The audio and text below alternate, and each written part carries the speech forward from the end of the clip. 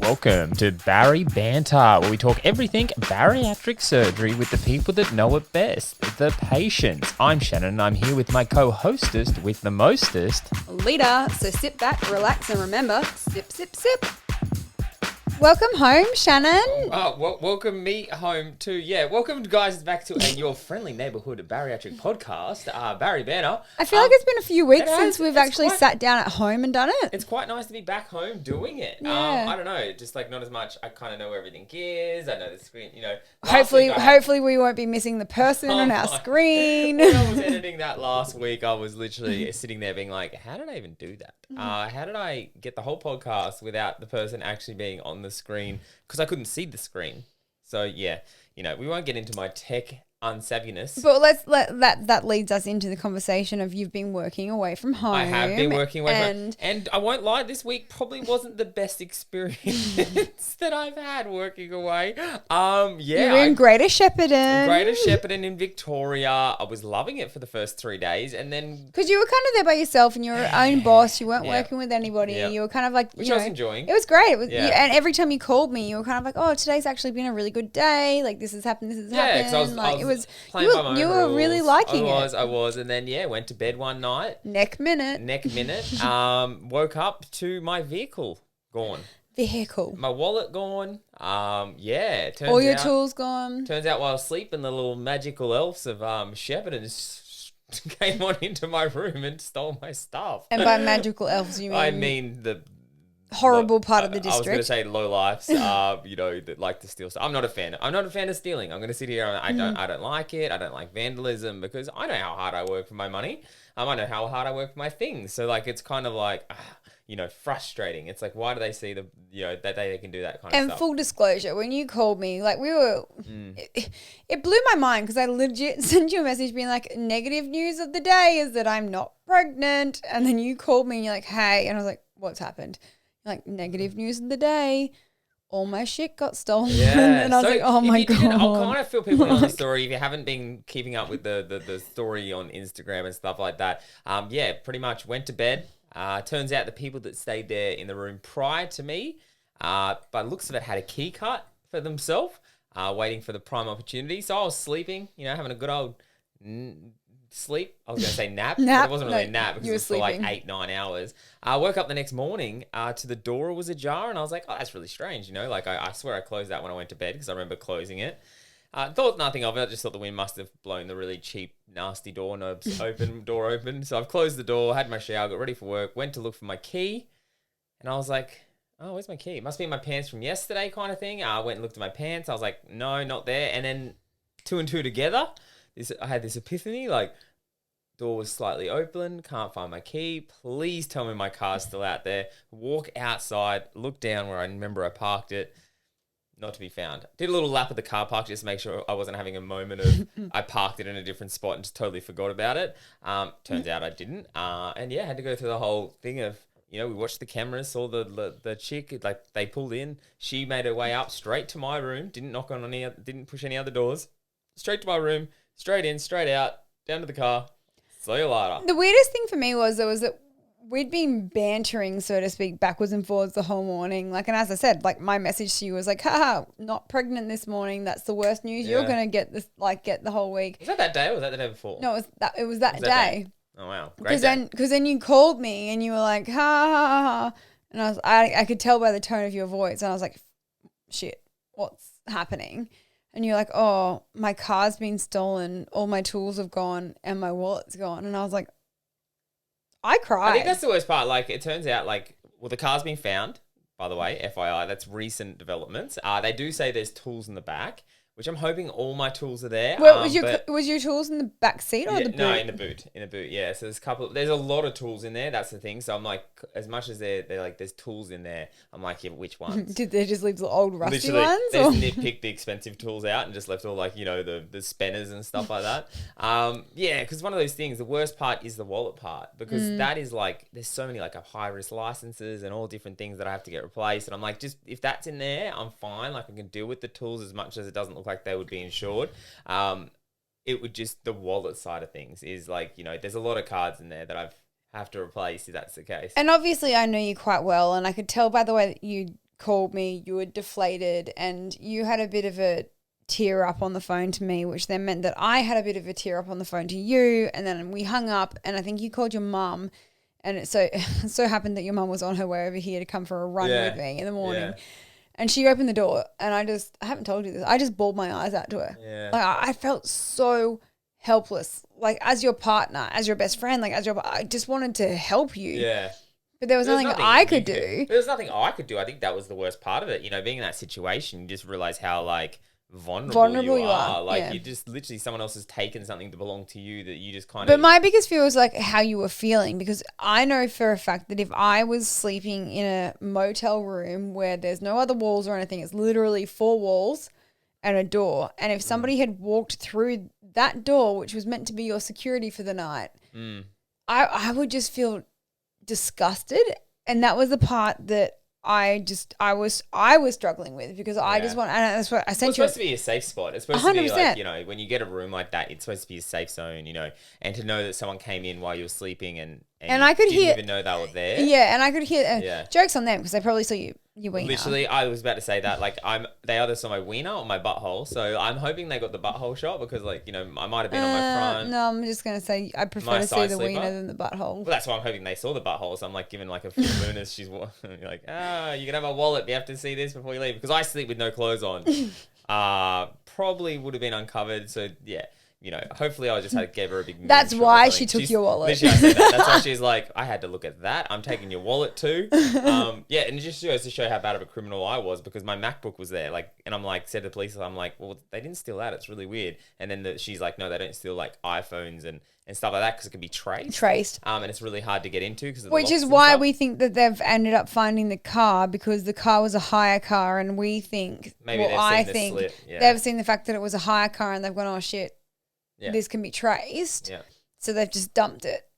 But Greater Shepparton. Yeah, great place. Speaking of Greater Shepparton. Our guest tonight is actually originally from Greater Shepparton. We want to just show one of the classy humans that have come out of Greater Shepparton. A little bit out of Greater Shepparton. So, you know, our guest tonight is actually from the place, and she was kind of like, it was funny because I shared a photo of the car the first day I was there. And she said, she goes, oh my God, that actually looks like the hometown, like where I'm from. I didn't say where it was. And I was like, but that's really freaky, because she goes, oh, it looks like Greater Shepparton. And I was like, that's crazy that you picked up on that photo. Freaky, or is she one of those people that like to... I was going to say, hey, our guest tonight, where were you on the... You know, you seem to know a lot about this place. But yeah, no, but I think our guest tonight is a shining example of human. What does not come from Greater Shepparton. Our guest tonight is a woman with an incredible story. She was sleeved back in 2018, struggled with an eating disorder and body dysmorphia to the max, which she openly talks about on her social media. She met her partner within the community and has since had a baby very recently. Not to mention, she has a heart of gold and has definitely put the massive hard work in to become the person that she is today. You are an absolutely incredible woman, and I'm so pleased to call you a really great friend. Please welcome Becca.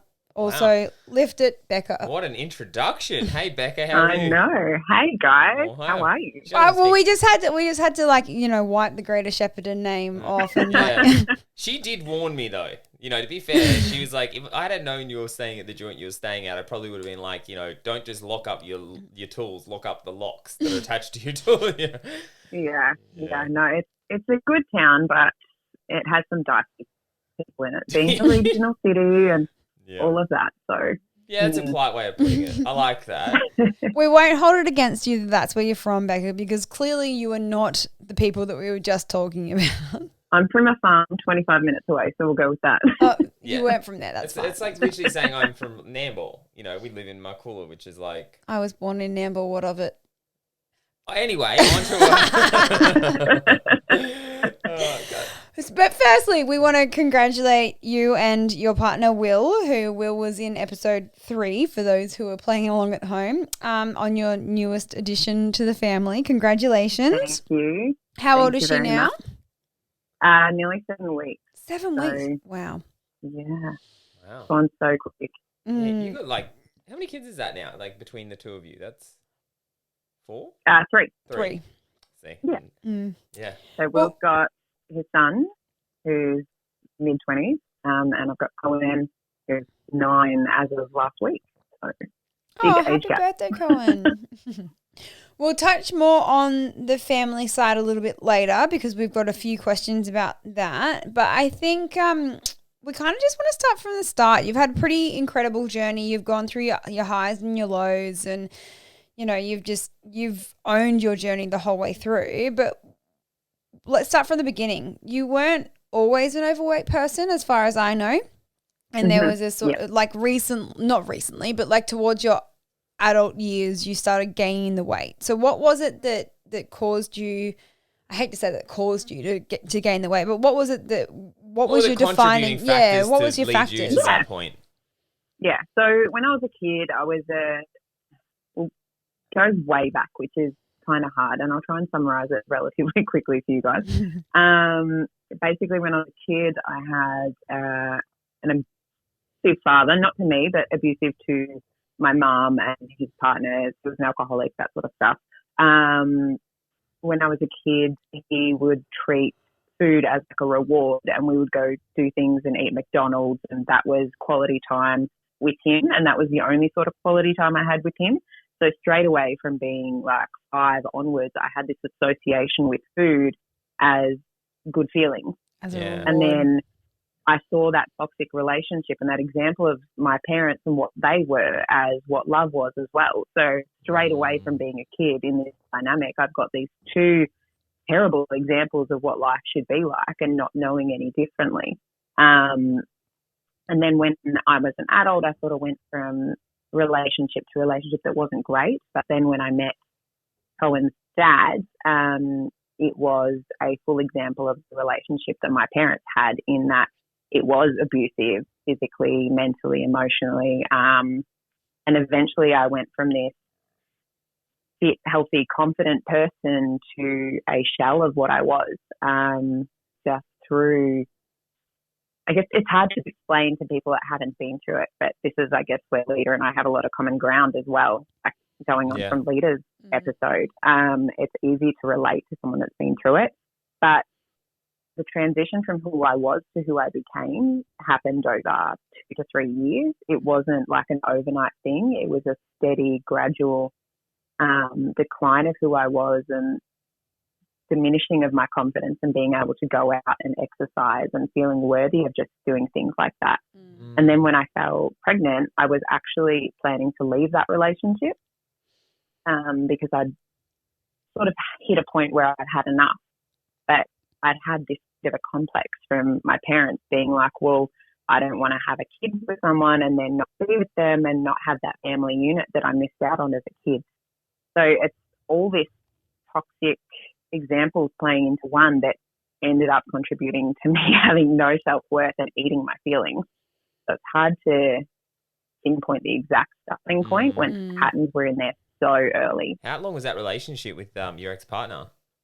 4 years, I think. 4 years. Yeah. And was it always like that? Like, this is something I always find really interesting with these kind of toxic relationships. Like, they seem to, like, lure. Like, they give you a false sense at the start. Was that how it was for you? Like, was the person that you got with a different person later on, like 4 years on the track? Absolutely. Yeah, absolutely. Me too. Yeah, so Lita would know there's just this facade almost on the other person where they are doing all these things, saying all these things. Don't get me wrong, he's a great dad, and I try not to speak to him, but our relationship was definitely toxic. And the things he did were toxic, and he's done the work since then to better that. But I don't want this to turn into like a session on how other people are toxic, but more how it contributes to and I think decisions maybe in your I own want to talk life. about is the recognition of it. Like, because I think there's a lot of people out there who are exactly. probably still in a toxic relationship without realizing just how toxic it is. Because I know, like, in certain situations in the past, I look back on it and then I realize how much it was playing a part into who I was. But at the time, I was justifying it. And I find, especially females, you adapt. Like, females are very adaptive. And it's not like you don't go one day, you know, it's sunshine and rainbows, and the next day it's, you know, storms and because it definitely doesn't happen overnight. Yeah, it's like not you like just said, it's not like you wake up one morning and all of a sudden your partner's changed and gone, I want this, and this out of you. Like, I remember with my ex-partner, when we first got together, he would bring me, because I was working 2 jobs at the time. So I'd finish my 9 till 3 job, and then I'd go to my other job, and I'd do from like 5 till 10 at my other job. And he'd come and he'd bring me coffee, and we'd sit down and we'd chat together. And I was like, oh my God, he's such a nice person. And don't get me wrong, he is still a nice person, but like he would go above and beyond, because he'd bring me coffee on my shift and blah, blah, blah. And he'd come in and just chat with me. And then on my days off, I'd go into his work and I'd chat with him and blah, blah, blah. Like there's always a honeymoon period. And like you, I don't want to speak badly of my ex-partner, because he was a decent person. Like he was, as a person, he was a good person. As a partner, he didn't fit what I wanted. And he doesn't fit what 99% of women would want. But there's always that 1%, and you always find your 1%. Like some people really want open relationships. Some people really want to be in threesomes. Some people really want to do the things that my ex-partner wanted to do. And there's nothing wrong with that. Don't get me wrong. But it's just not what I wanted. Yeah. And for such a long time, I put up with it and I did what he wanted to do, because I, in myself, didn't have the confidence, and I thought that I was a piece of dirt on the bottom of someone's shoe. So I put up with what I could get. Yeah. Did you, during your relationship, Beck, did you gain a lot of weight throughout that period of that relationship, that 4 years? Was that? I didn't gain most of it through the relationship. I gained it after my first pregnancy, when my thyroid went crap. But by then, self-worth, everything was at a point where I didn't really want to do anything to correct it either. Like I felt like I wasn't worth that time or investing in myself.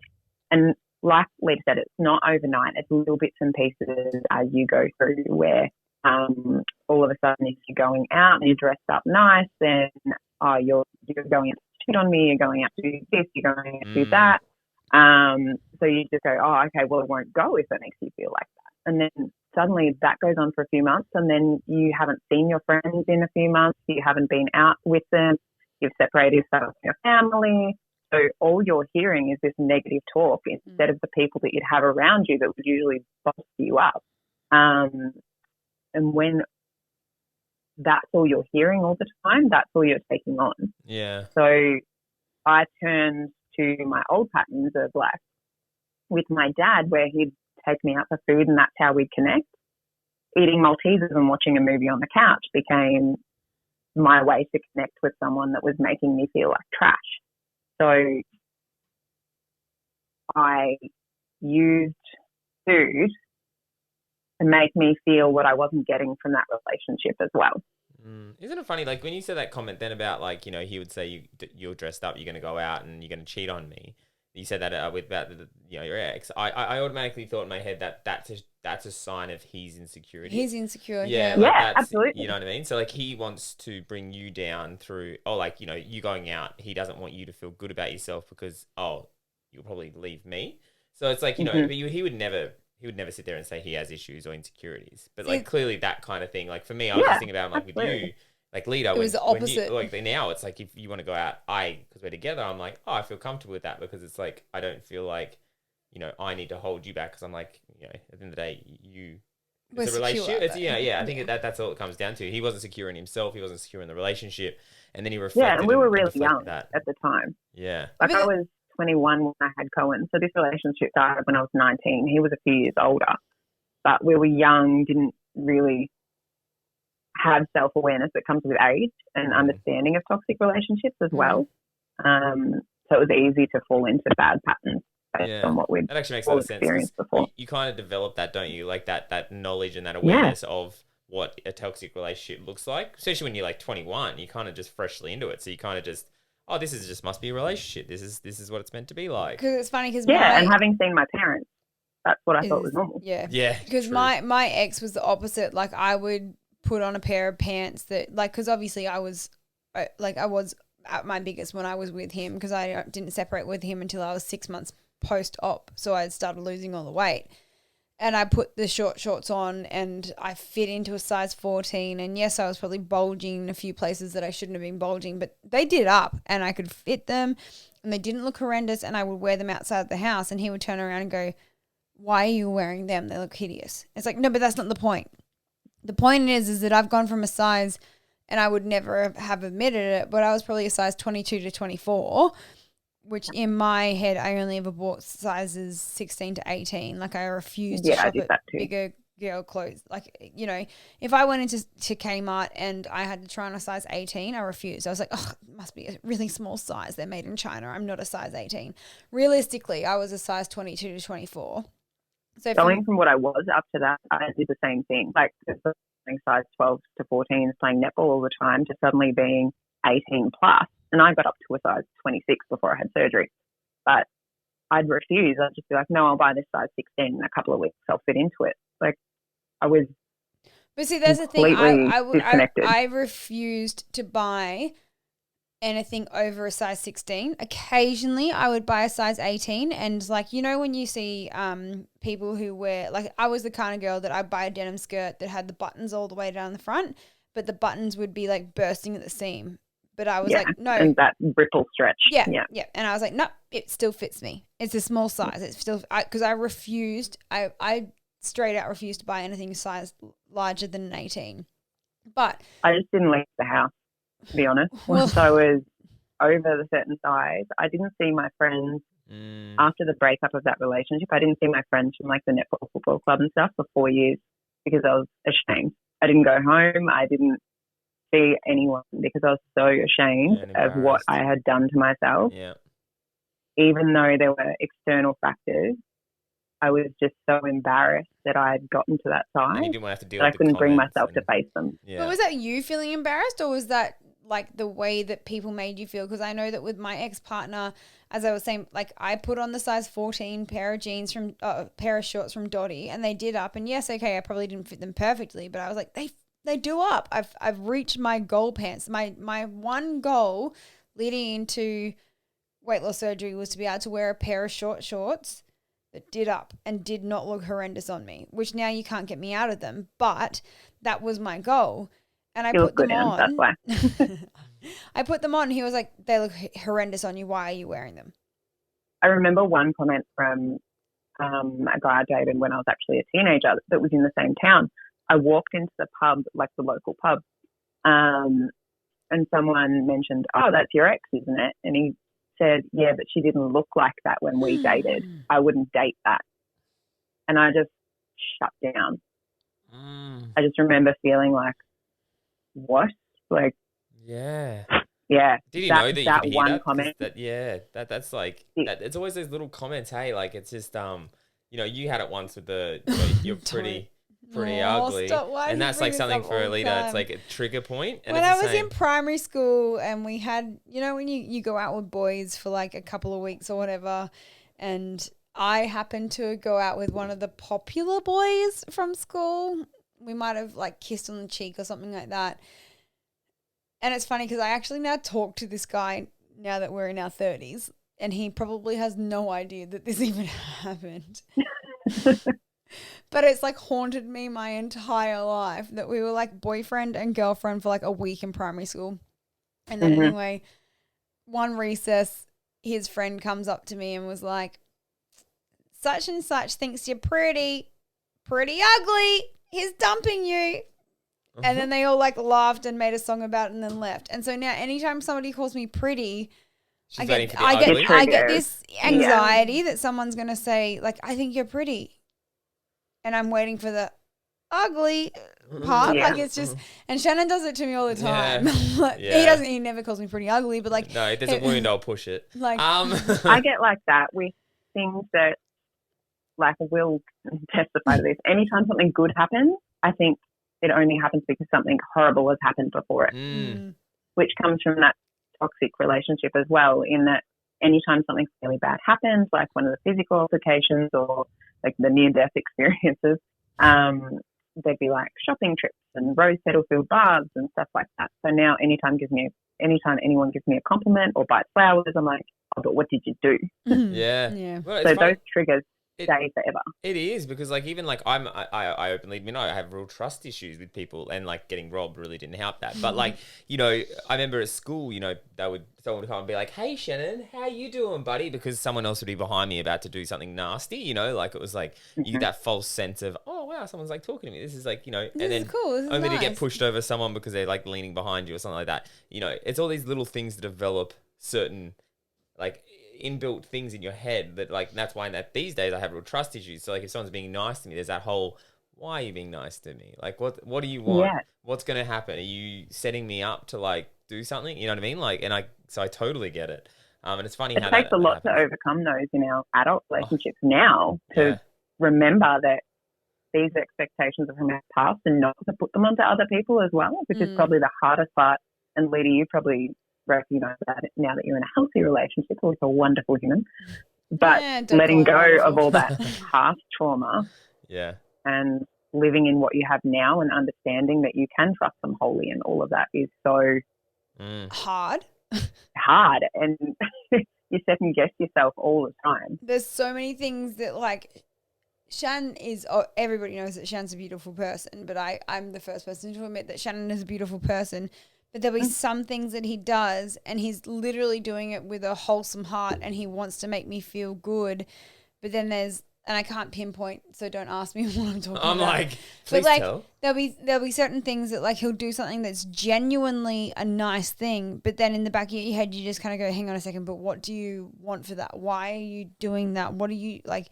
Why are you doing this to me? But it's not that he's doing something to me; it's that he's doing something for me. You. Yeah. And that's the hardest part for me, because from every relationship bar one that I've ever been in, it's always been a hidden agenda behind something. 100% get that. Like with Cohen's dad, he cheated on me quite a few times, but a couple of times was with someone that I had known since I was like 8 years old. And that was probably the hardest part for me to let go.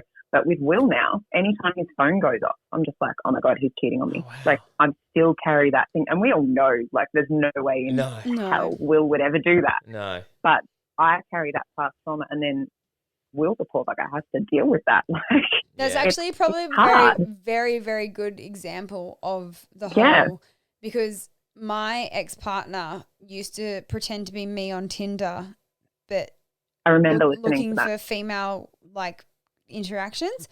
And then, or he would be on his own profile, but because I was okay to be in an open relationship, so to speak, which I wasn't, but I was saying it just to make him happy, he would be sitting on the couch next to me flirting with another girl, whether it was on my profile, so to speak, or on his profile. And I would just pretend to be okay with it, but I would always be looking over my shoulder. She's very good at this. She's very good at this. And this is one thing. I can feel it sometimes. I'll be just sitting on my phone, you know, messaging someone on Instagram or something like that, and I can like, feel the eyes burning. But she can do this really good Will side has the eye. same thing with me. I'm very, very good at looking at the TV. Yeah, and reading to the left. But I can, if I'm staring straight at the TV, I can be reading out of my peripherals, which is a very, very impressive skill to have, considering I wear glasses and can't see like at the best of times. But like, because for 4 years I was in a relationship where I not had to be, but like unless I was reading what was going on over my shoulder, I wouldn't know what was going on.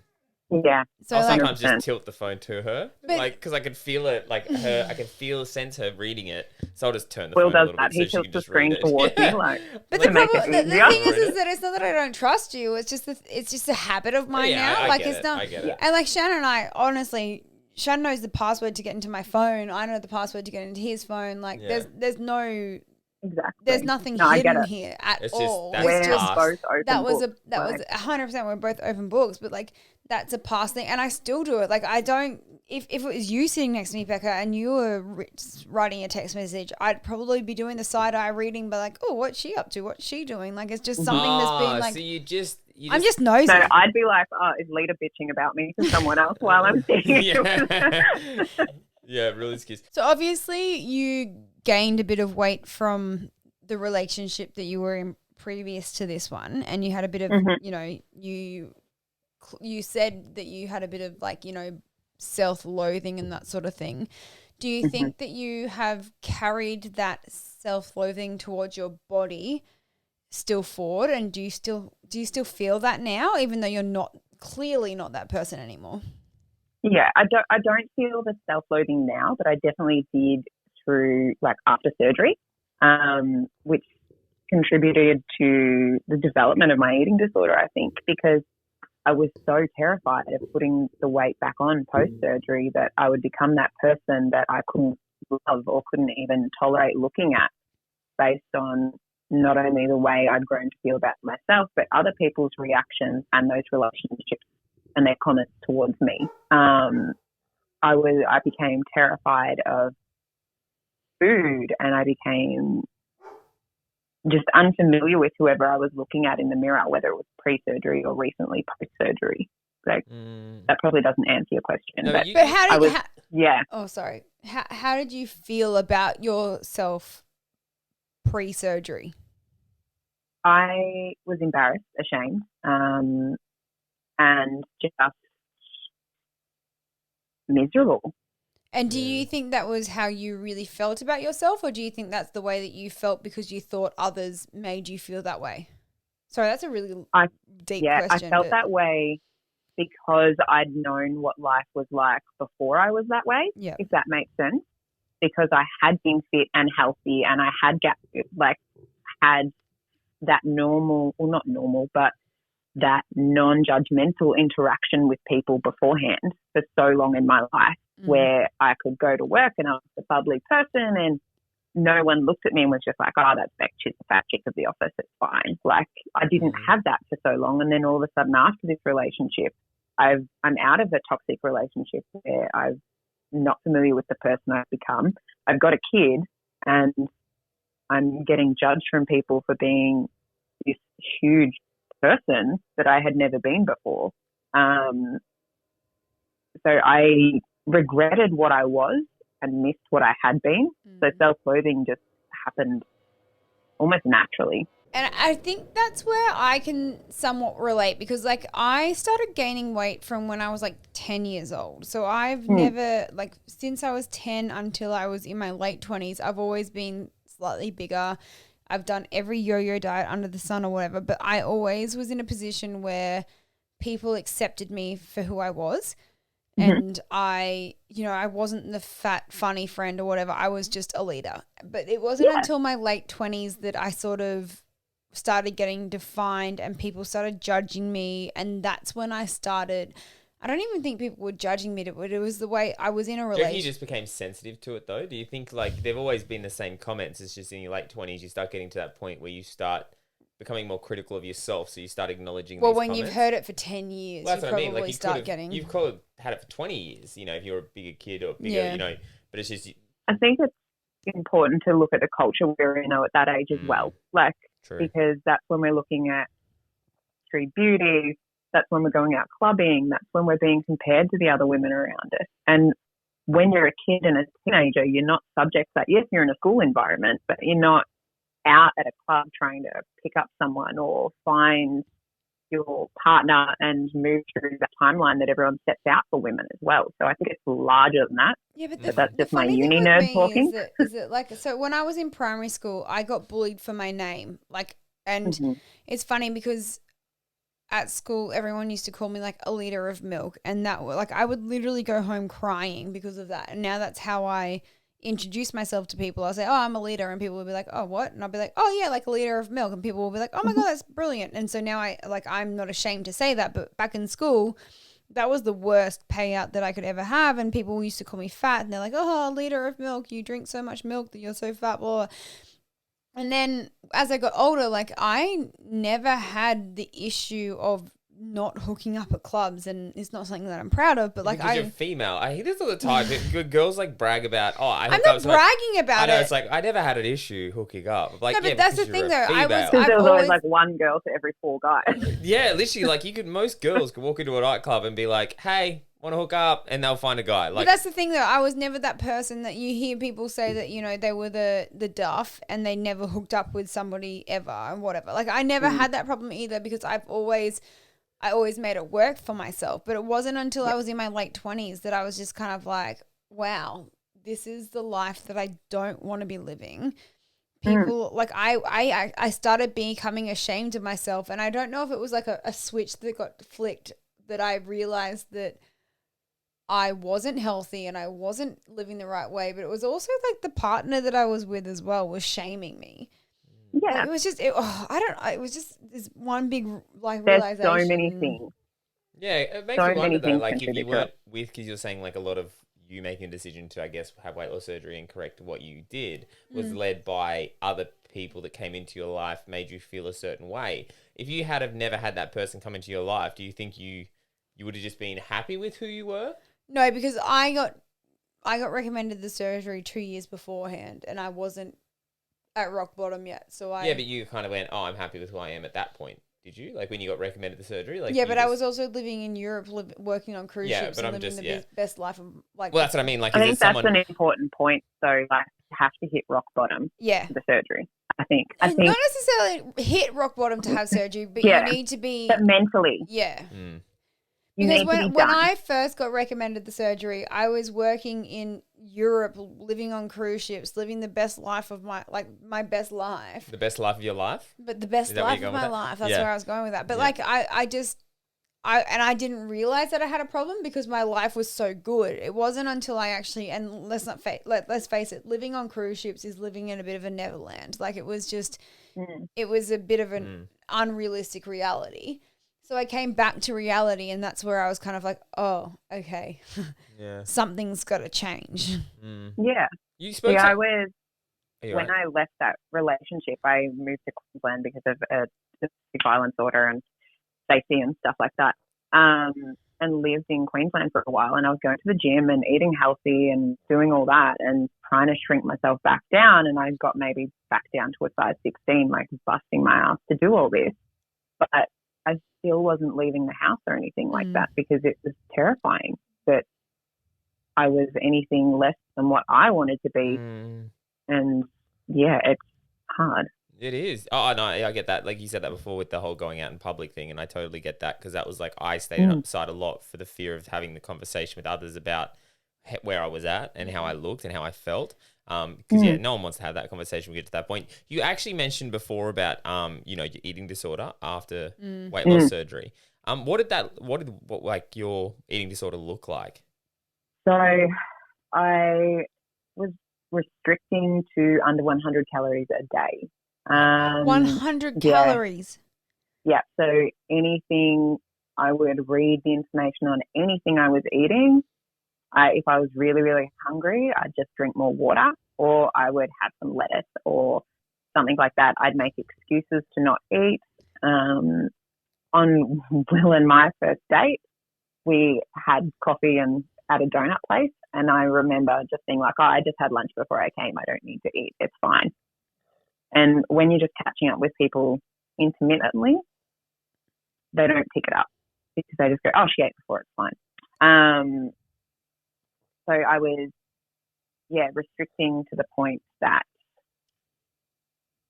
I was losing crazy amounts of weight because obviously I wasn't eating. My system was slowing right down. And by the time I came to terms with the fact that I had an eating disorder, my organs were starting to really, really struggle. So what did 100 calories a day look like? Like a couple of carrot sticks, bit of celery, not much. So you were literally the Mean Girls phrase. Is it Mean Girls or was it Devil Wears Prada? When you're so hungry. Devil Wears Prada. I eat some lettuce and a block of cheese. Yeah, when I feel like I'm about to faint, just do something or have a coffee or something like that. Like I had a lot of liquid and not much food at all. I'd lost most of my weight in the first 5 or 6 months post-leave. Like my surgeon said I was a really great success story for what they predicted from the outcome of it. And I just clutched onto that as like validation of, hey, I've finally done something right for someone. I can't put all this weight back on. I can't go back to how miserable I was. And I was clutching to all these different forms of validation based on how I looked. And Instagram, to be honest, didn't help with that because when we're all in weight loss community, we're clapping for everyone losing weight, but not really, or until recently, we weren't really acknowledging all the mental work with it as well.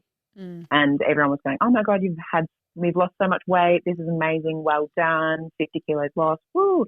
And I was just clutching to that because I hadn't had it for so long and I'd been miserable for years. So it was really easy to like log into Instagram and go, yep, okay, I've got my validation. I don't need to eat today. Like, yeah.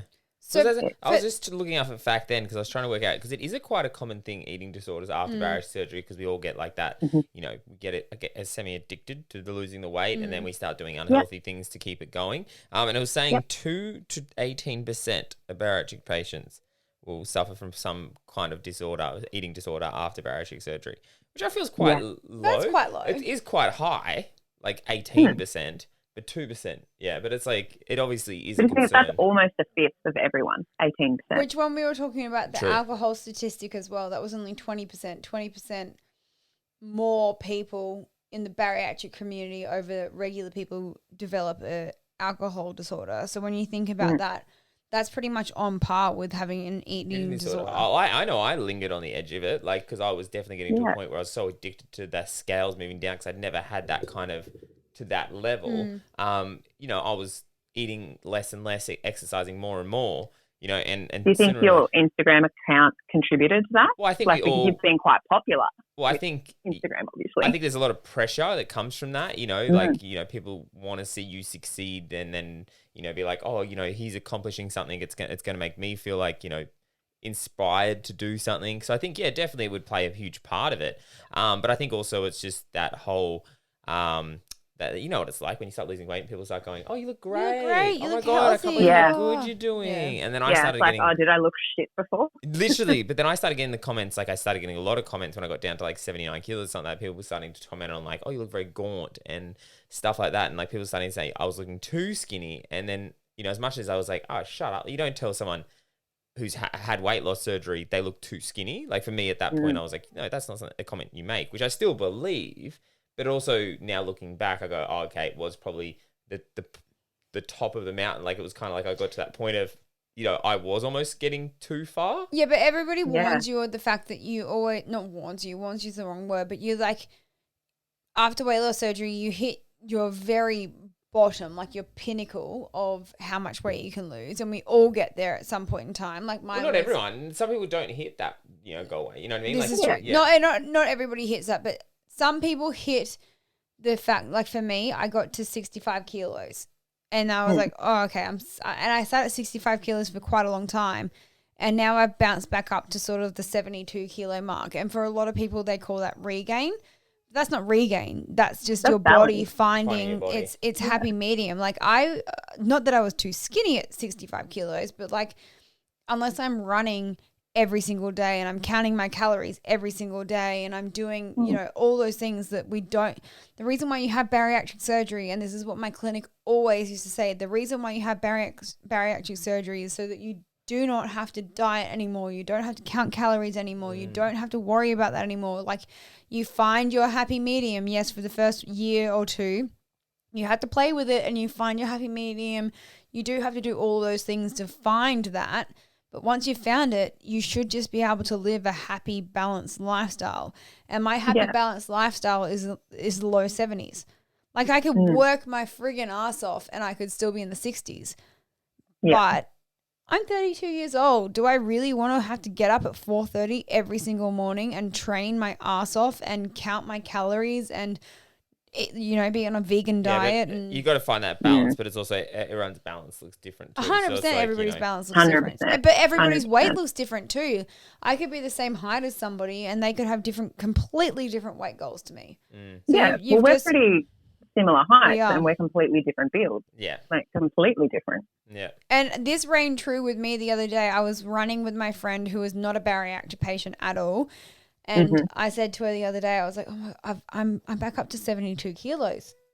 And she looked at me and we're roughly the same height and we're roughly the same build.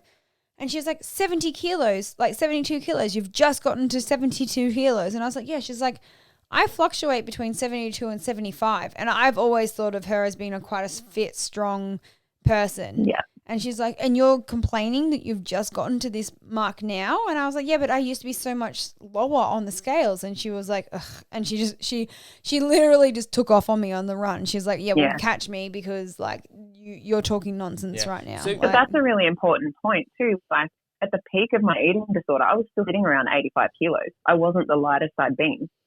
So that's what I was going to ask you. At the peak of like your eating disorder, did you have a point of, oh, this is getting unhealthy or this is getting dangerous? Like, is there a point for you that you actually subconsciously recognized there was an issue, or is it something you now look back at? I had a full mental breakdown. Okay. Like before you go into that, how far post-op were you when you formed your eating disorder, and when was it when you had your full-on breakdown? I was probably 3 or 4 months post-op, because I lost all my weight really, really quickly. Well, not all my weight, but a lot of my weight really quickly. And then I became pretty terrified really quickly of putting it all back on. So I started restricting early in the process. I didn't eat chocolate. I didn't touch anything with sugar. I didn't have dairy. I was completely gluten-free. Like I'd taken my binging and comfort food and channeled that into another outlet of restricting and controlling exactly what I was putting into my food. Into my body. So I went from one unhealthy thing to the next unhealthy thing, rather than learning how to heal the mental side of what I've been doing before. So I think in the questionnaire, there's a question about what you'd change beforehand, and mine would be prepping myself psychologically for the surgery a lot better, because I just went from channeling unhealthy behaviour to next unhealthy behaviour and had no idea I was doing that until my body just started to shut down, and mentally I couldn't keep a level head. Like, I'm pretty open about it. I already have bipolar disorder. And I've had years of therapy in that and have that pretty controlled.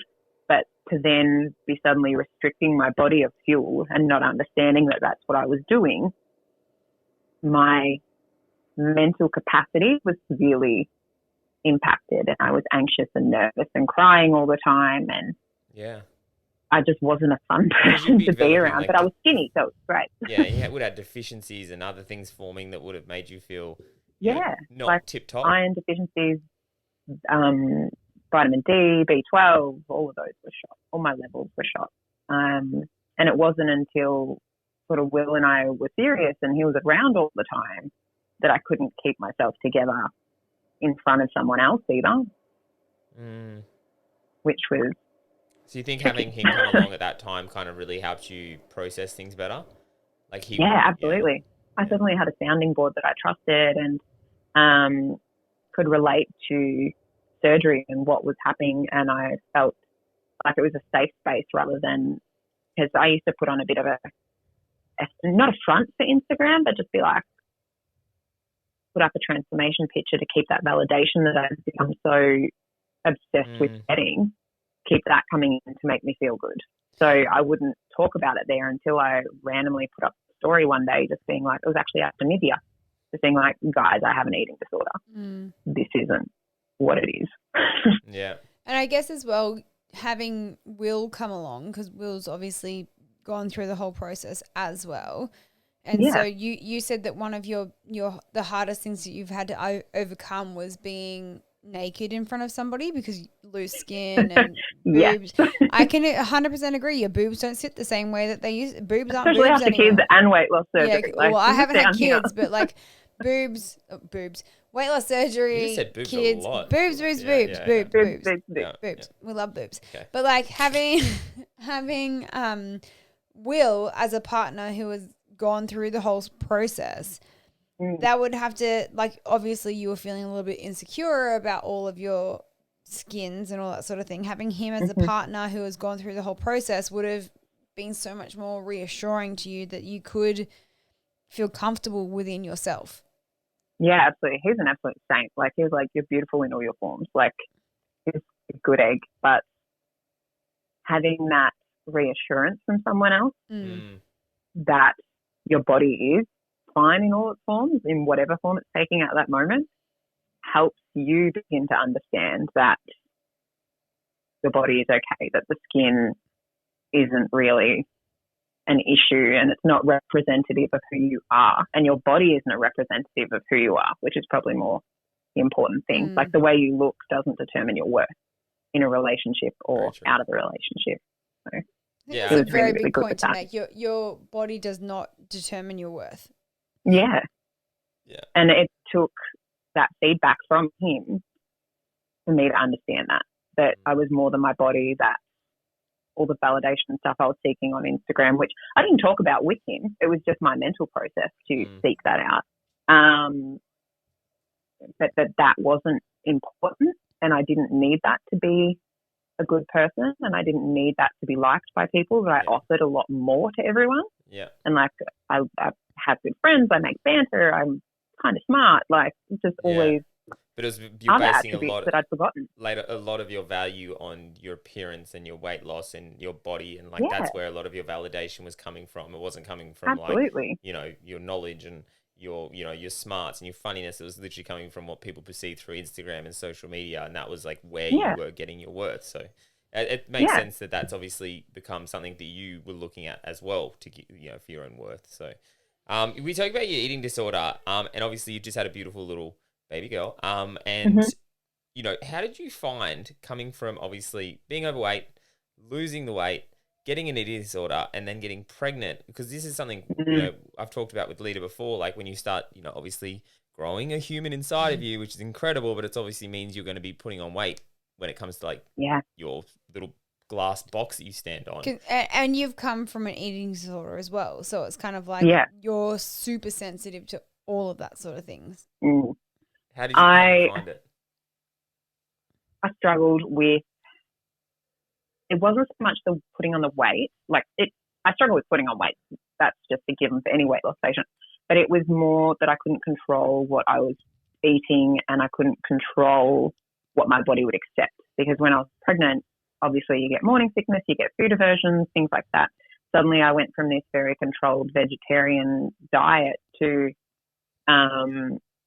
which I didn't count calories. That was part of my eating disorder recovery as well. So I'm not allowed to count calories or look at information on packets or stuff like that. Oh, wow. Well, not allowed, but I don't allow myself to, because that's when I start to break it all down and look too far into it and try and control it. So there's certain triggers that I just completely avoid. So I moved to a vegetarian diet and was just eating what was healthy and green and luscious and full and tofu. And that was great. And just tofu. But then when I was, and tofu. But then when I was pregnant, Freya actually didn't like any of that. Like anytime I would even try and eat it, it would taste like dirt. I'd instantly vomit. I spent the first few months vomiting. And I was suddenly craving steak and chips and fried everything, McDonald's, the works. And that was the only stuff that had stayed down. So I ended up having to have a pretty frank chat with a few people that had been pregnant after surgery, like Ali that lives in Tassie, that was just like, you know what, you need to eat what the baby will let you eat and deal with the rest later.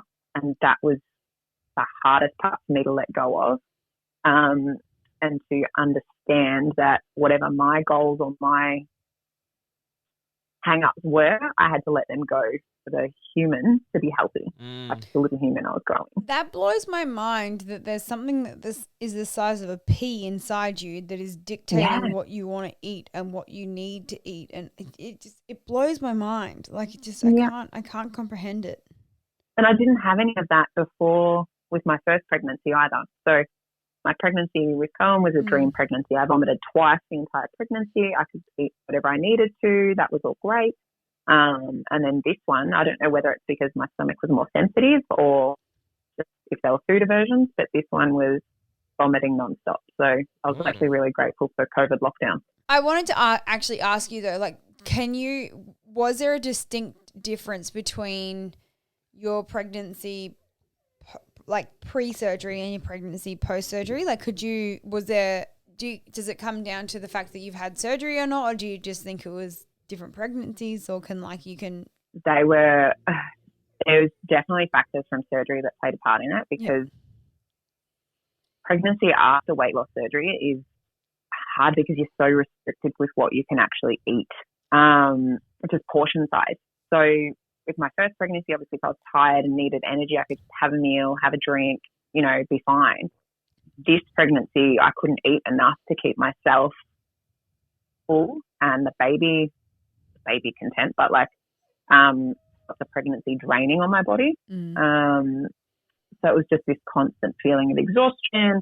Obviously, the deficiencies that I have from having had sleeve surgery played a huge part in it as well, because I was up to 3 iron tablets a day and I was still only on a level of 6. And your level's supposed to be between 30 and 100. Yeah. So these are all factors I didn't have in the first one that made this pregnancy so much harder.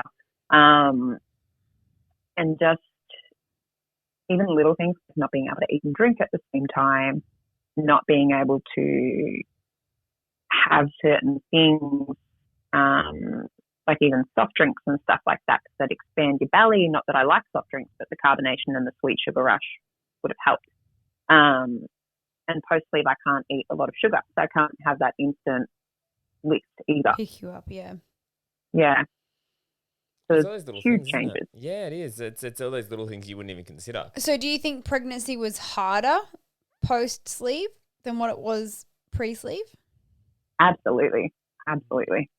And I Yeah, think a lot more consider. not to say that it was harder or not, but I think talking about pregnancy after surgery is a very valid topic that we need to talk about, because a lot of people have weight loss surgery in order to fall pregnant for various reasons. But I think it's also very important because Taryn's somebody who we also want to get on, who is one of your best friends. Yeah. We'll chat to her later on down the track as well, because she has had kids. And she had plastics as well. And 100%. And from what we know, being her good friends, her pregnancy was slightly complicated. It wasn't complicated by any means, but it was definitely more complicated than what it would have been if she hadn't have had her plastics so soon after surgery. Something. Yeah, they immediately put you, so here in Victoria anyway, I don't know if it's the same state to state, but when I met with them, I was instantly high risk because I'd had a gastric sleeve. Yeah. So they made me see the obstetricians instead of the midwives for every appointment based on my sleeve. Yeah. And that you have more growth scans as well. This is all stuff I'd actually forgotten about until just now. You have scans every couple of weeks. You have more appointments. The baby is more frequently checked on, just because we're so limited in what we can consume that they think the baby's going to risk being smaller, not grow as well. Is it a malnutrition issue? So it's like, as much as for the baby, also for you, I would assume too, because it would be taking a lot of nutrition out of you. So it would become. I'd blood test every 3-4 weeks. Wow. That doesn't check everything. That's not good for me because I hate needles. So yay. Oh really? You'll have to get used to them before. But that's also a thing with like Taz as well. Like, so she had her abdoplasty, and then within the first 2 years of her having that done, she's also fallen pregnant and she's having a baby. And I was checking with her weekly, like, to make sure that her baby was growing the way that it should have been, because her muscles are trained to not grow that fast. You know, you've just operated on her stomach. They've been stitched back together, so they don't do that. So they don't do that, and then all of a sudden it's like, no, we need to do that. So like that's a whole nother ball game, which we'll get into with her when we get her on the podcast. But like weight loss surgery and pregnancy, it's not necessarily a dream run. Like obviously you lose the weight so you can fall pregnant, but then there's such a different side of it that you need to take into consideration. Be aware of, like, especially with the malnutrition, because that's always the first thing that comes to my head is like, you know, when you feed the other body, and you know, being careful of that, because at the end of the day, you don't want your teeth falling out of your head because you haven't got enough to fuel your own body. And there was somebody who put up a thing, and I won't mention who it is just in case they kind of don't want it to be verbalized, but there was somebody who put something on Instagram the other day, and they're trying for a baby, and they went to see an obstetrician or whoever you see. And she mentioned that she'd had the sleeve surgery done, and they said that because of the amount of calories that she's eating, she now needs to eat more calories, because it comes down to the amount of calories that you can eat per day as to whether or not you can actually be fertile or not. So like she was only eating 800 calories a day, which for a sleeve patient, 800 calories a day is a pretty normal sort of diet. But her doctor, pediatrician, whoever it was that she saw, said, no, you need to be eating upwards of like 12 to 1,500 calories a day. We went through all that when we were trying to fall pregnant. Yeah. Well, and it wasn't just me either. It was Will as well. So months, and I think he's spoken to you about it a bit, Shan, as well. Like, because Will's had plastics and everything like that, everything impacted his body from what we'd been through from surgeries, painkillers, limited nutrition, what we could have. But when we went to our specialist and started everything, he took all our bloods and levels and was like, right, you're deficient in this, you're deficient in this, you're not going to fall pregnant with this. And Will was popping like 6 different vitamins at one point, and I was getting iron here and folate and all this other stuff that was never even considered as part of just falling pregnant. Yeah. Things you wouldn't even consider, really. And so did you end up going through IVF for Freya? No, we didn't full get to IVF. We were at the last stage of all the other things they tried before shifting to IVF. So we were lucky with we ended up getting the flush done because but that's what I'm about. I have the block tube on one side, so I've only got a 50% chance of falling pregnant when everything else is 100% perfect. Wow. Anytime an egg releases anyway. So we were lucky that after the flush, she came along. It was meant to be. So, Wow. yeah. So moving forward, Becca, for you anyway, do you have any goals in mind moving forward? Like, or is it just to be a fantastic mother and, do you? Or do you have any goals I love my outside of kids, it? but I'm looking forward to going back to work. Fair point. I have fitness goals. Like I want to get back to the fit body I had post eating disorder, pre-baby, and then be more and better than that as well. I want to focus on sort of normalizing what a body looks like after kids, after weight loss surgery, and what fitness looks like with that and how it's different for everyone. I think there's too much emphasis on how we should look and not how we do look. And I just want to, my goal is to create my own version of what I think is ideal and learn to love that. I think that's a great way to look at it. And I think Sarah, who we had on a couple of weeks ago, who's only 6-7 months post-op, and she's very much the same, like body positivity, but not body positivity in the way that everybody thinks it should be. Like it's I don't like the term body positivity because it's not. It's how you feel in your own body. Yeah, exactly. 100%. So it's how we all feel that we are living our best life in our own bodies. Yeah, that was like, I always think, every time I hear about conversations like this, I think of that movie Shallow Hal.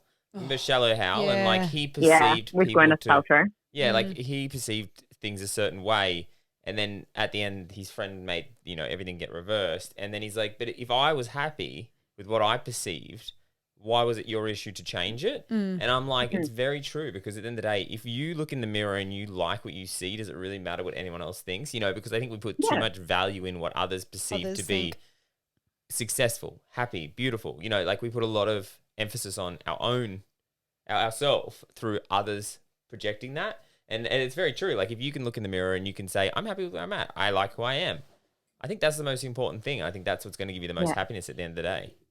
My one life rule that I have stuck to, like after all the things I've been through in my life and sort of becoming more self-aware and learning about everything, is not to put my expectations onto other people. Yeah. And that includes the way I feel about my own body or how I think other people should act.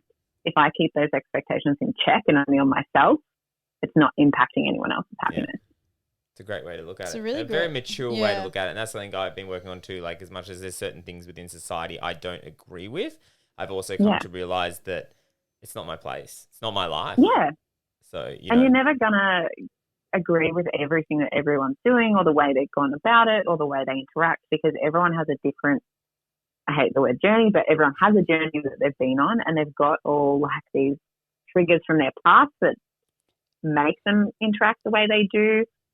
And that might not line up with the way you move about your business, but you've got to take whatever you're expecting from the other person and bring it back and put it on yourself and have the mature conversations with people rather than pass judgment or criticize. Expect them to do differently when they may have a reason to not do that at all. Yeah, exactly. That's exactly your right. form of happiness might look different to someone else's. What would be your one piece of advice, whether it's to do with the pregnancy, whether it's to do with bariatric surgery, that you would give to someone who is just starting out or in the early stages of, their journey? As you don't like that word, but I'll just throw it in there for you. Thanks, Jen. No, you're right. All good. Probably just trust the professionals. I think with Instagram, it's easy to get caught up in seeing what everyone else is doing and how they've achieved their success and what's worked for them. But that's so dangerous with a highlight reel. Like what I said, how I was just posting all the good stuff for validation pre-admitting to my eating disorder. If I had to listen to professionals and engage with them a bit more rather than seeking it all online, maybe I would have had a more informed journey with my eating disorder. I think that's a good point. But it's also like I feel like you learn a lot through the process you took too, though. Like I think as much as you sit there and you want to have this golden ticket, perfect run, I think a lot of good things would have come from what you would have learned throughout these these little things. My thing is just I tend to disengage from, or in the past, I just disengaged from the professionals and stuff and was like, okay, I've had my surgery, cool, I'll go do my own thing now. And then I looked at everyone on Instagram for advice. And I think that's where where I fell short in a lot of what I was doing. Yeah. Very valid. So they get paid the big bucks for a reason. And I think that something that has come up time and time and time again throughout our Bari Banter podcast is that so many people say that they wanted to work on the mental health side of things prior to surgery. And I guess without trying to push the mental health side of things, we want to push it at the same time because, you go through this procedure to have your stomach chopped out or put a tool on your stomach or bypass your plumbing and all that sort of thing. Like we have surgical intervention to work our mechanics of our body. Yeah. But it's a two-part system. If you're not going to work behaviors on and habits. 100%. So if you're not going to work on your behaviors, your habits are, eating the food and all that sort of thing. So if you had the surgery, they're going to change because you can't eat the chocolate, you can't eat the pizza, you can't eat that for a certain amount of time. Eventually you'll be able to continue eating those sorts of things. But unless you address the behaviors in which it causes you to eat those habits, then it's all part and parcel. And exactly, there's a handful of surgeries that will make you go and see a psychologist prior to surgery, and a lot of people just sit there and they tick the boxes and they tell the psychologist what they want to hear in order to pass them. I did the same thing. I sat there and I said, like I cried the whole session with my psychologist, but I also told them enough to pass me. I wasn't being authentically me in order to be, because in my mind I was like, I need to say this in order to have the surgery. That's not the case. Absolutely. You're not necessarily going to get shut 100%, and you're not going to get shut down. You're not necessarily going to get shut down if you're honest with a psychologist. They're just going to offer you more support after the surgery. Yeah, and they'll put you on a mental health plan and give you the sessions and help you do the work. And give you the Medicare rebate so that you can, come back and see them. And they're not there to stop you. No, they're there to make you successful. They're there to give you the best chance possible at succeeding. And if I am you're all going for in psychologists and therapists. I am now too. I am 100% as well. And I think that's the one thing as well. Like we all go, we dietitians, they need to teach us how to eat. They need to teach us this. But it's the fact before the dietitian, the reason why we eat that we also need to address as well. And I think you need to break down why you're doing it and how to curb those behaviors to have long-term success. 100%. Which is a huge part of weight loss surgery that most people that don't have the surgery don't actually realize either.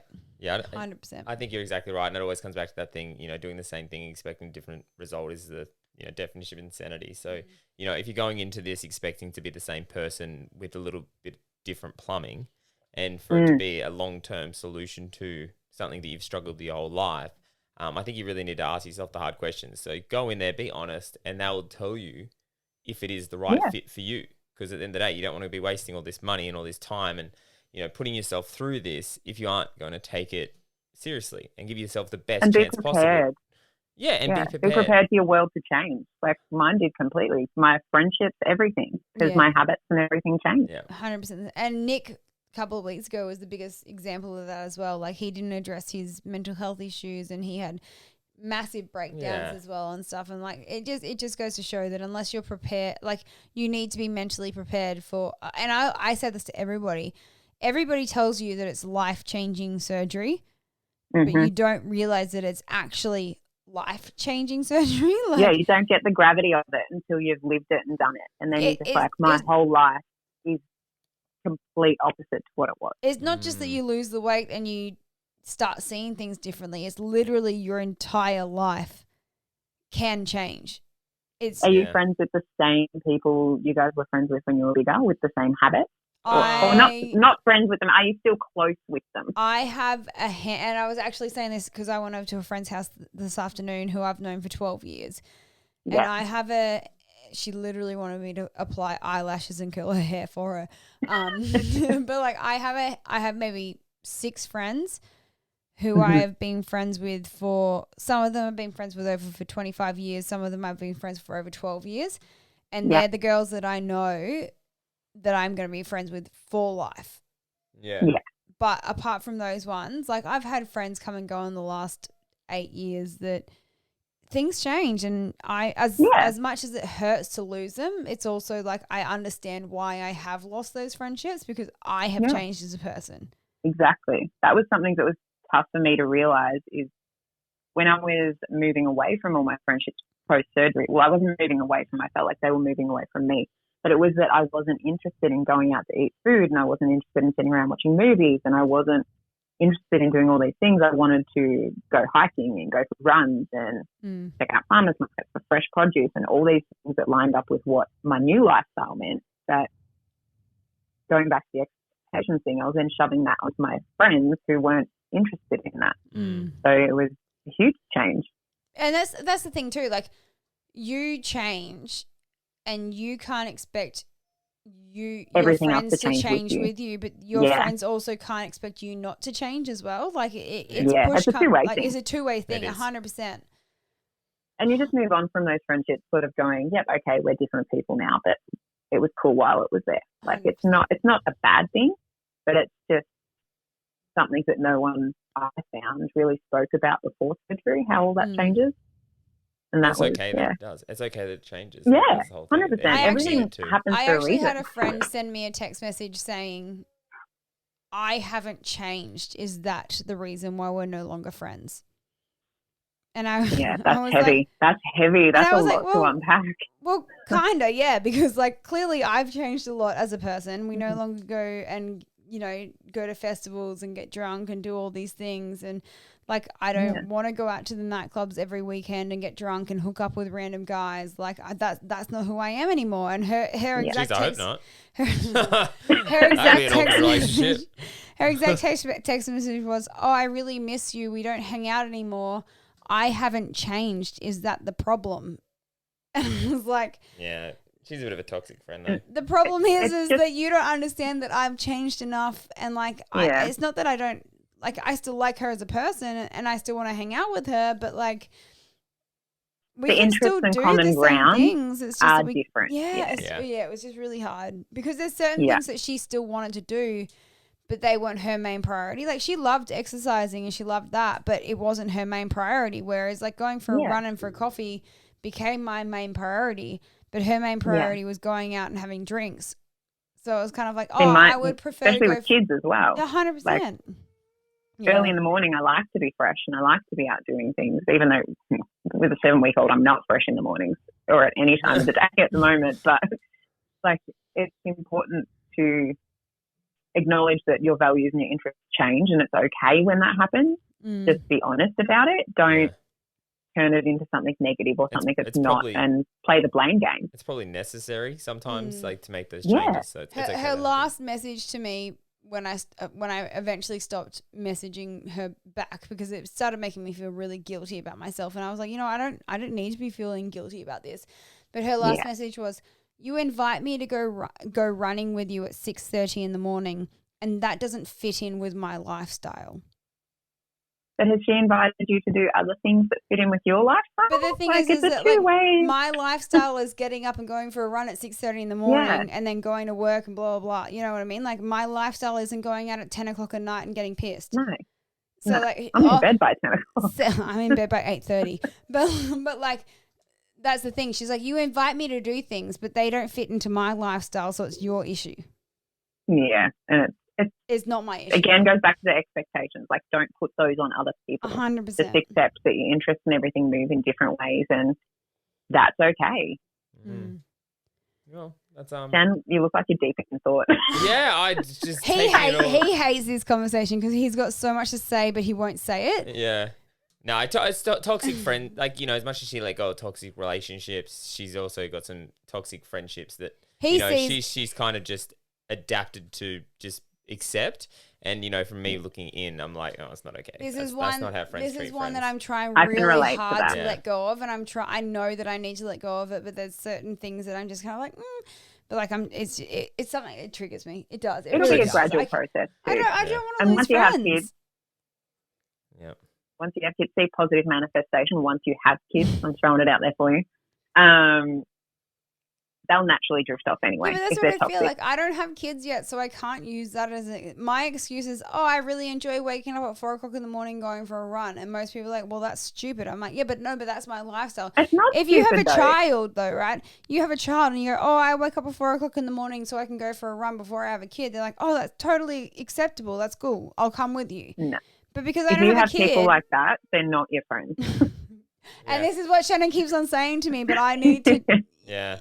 Drum it in. Well, you know, we might as well wrap that up. I feel like we're going off another tangent. Yeah. But yeah, guys, thank you, Becca. If people want to get in contact with you and ask you some questions that are related to what you've said, where can they find you? At Lifted Becca on Instagram. Becca. You'll find that in the bio below, guys. Thank you very much for sitting down and having an open conversation about a lot of amazing topics that I found a lot of good context in. I just want to say this as well, because Becca is the beautiful partner of Will, who we had on episode 3. And the day that this goes to air, Will will actually be having his revisional surgery. Oh, wow. So that'll keep me distracted while he's under the knife. I just want to say all the best to Will today / when this goes to air. Thank you. All the best for him, for you, for your family, and everything that's to come. We clearly love you guys, and we just want all the best for you. So good luck in the future. Right back at you, guys. You're the family. All right, guys, that is another episode of Barry Banter. Well, yes, that is another episode of Barry Banter in the books. We hope you got a little something from that one. Head on over to Facebook or Instagram and check us out, or go to baribanter.com where you can watch past episodes, give us feedback, and let us know who you want to hear from next. We love you all, and as always, please stay beautiful.